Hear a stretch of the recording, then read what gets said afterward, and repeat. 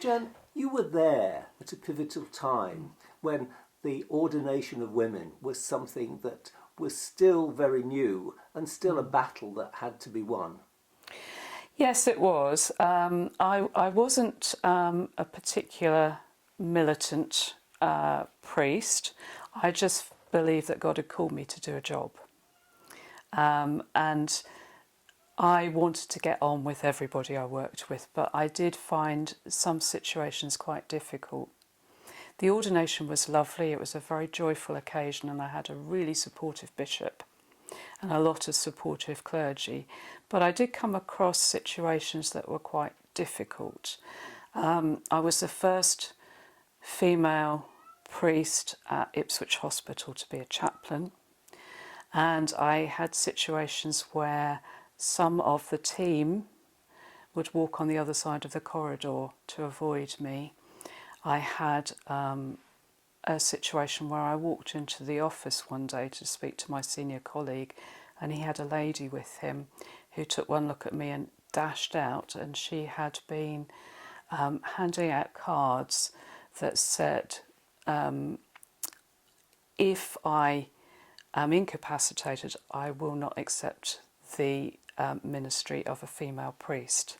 And these were to be given out to people in the hospital in case they became unconscious, so a female priest didn't go to them.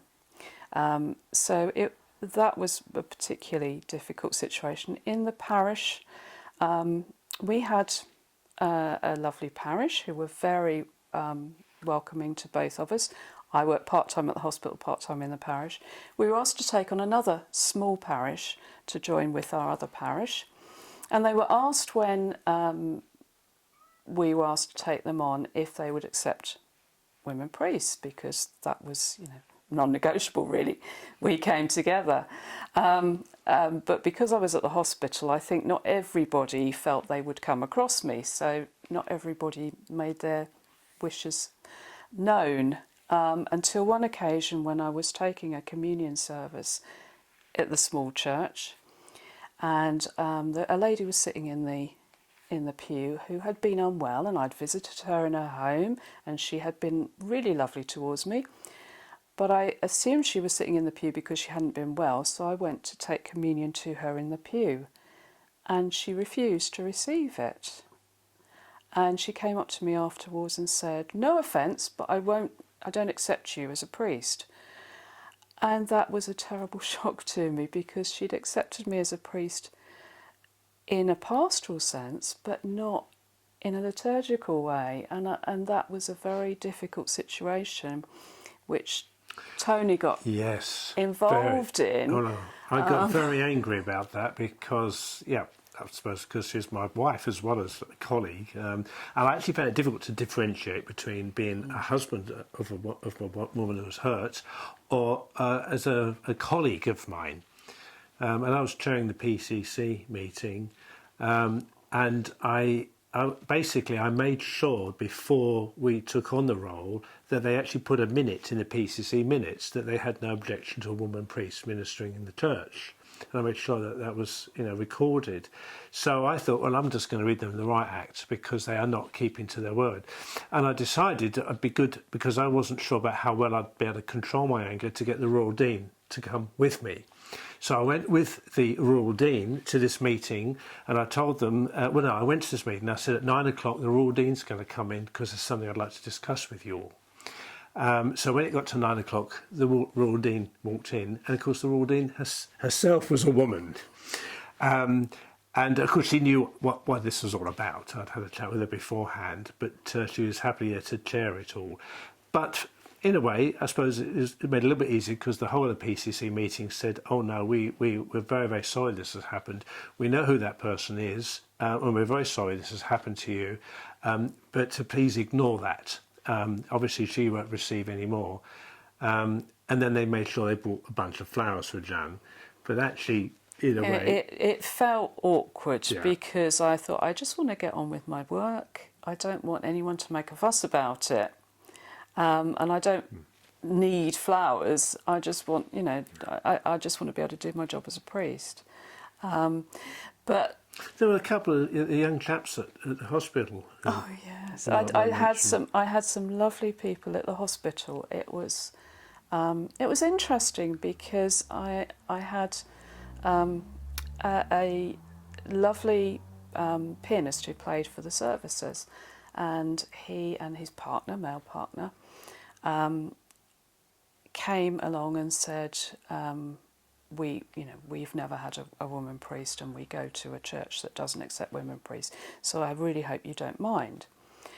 But by the time we'd got through a few years, they were starting to receive communion from me, and they said when I left, they were very complimentary, and it was just lovely that they felt that because they'd experienced the ministry of a woman priest, that they had felt that that was okay. And I felt very privileged that they would receive communion from me. I actually had people of other denominations receiving communion from me as well. And I always felt very proud of Jan, because we've known women priests who are more of the militant type, and quite right, have been fighting for the right.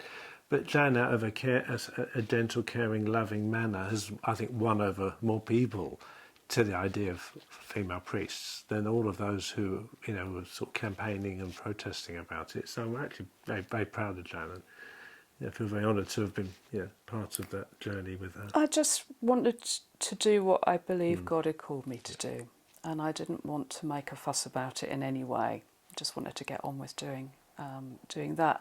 And when it came to the anniversary of the 20th anniversary of female priesthood, there was a special celebration at St Paul's Cathedral in London.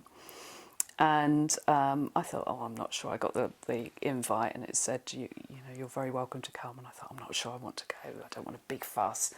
But in the end, Tony persuaded me to go. And it was very funny, actually, because St Paul's has 2 toilets in the cloisters. Bear in mind, the Church of England has had 20 years of getting used to women priests at this point. But, of course, they hadn't prepared, so there were 700 or almost 700 women descended on the cloisters to get ready for the service, which meant handbags and robes and needing mirrors and needing loos, because we'd all travelled to London. So we all had to go outside and find coffee shops and queue up outside the coffee shop and go use their loo and get changed in the toilets. And we were just outside St Paul's. All the coffee shops had queues of women priests with their robes. The tourists didn't know what to make of it.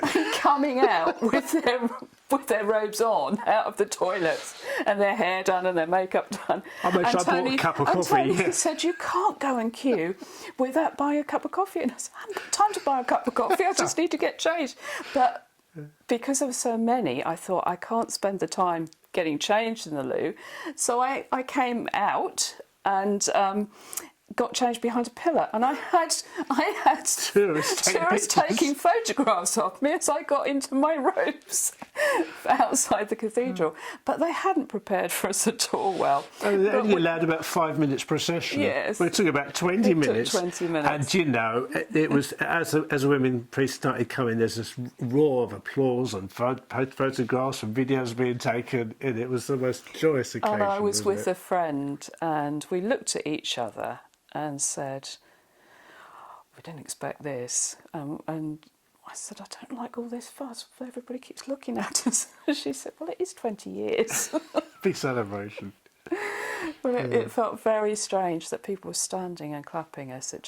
That to me felt a bit odd. I mean, it was lovely, and it was a lovely celebration. The Archbishop of Canterbury, Justin Welby, did a very good job. And he was quite humble as well, because he admitted some of the journey he'd been on. Yeah, but it felt odd. I just felt it's lovely that people are celebrating it, but I just want to get on with my work. Yeah. I just want to get on with my job.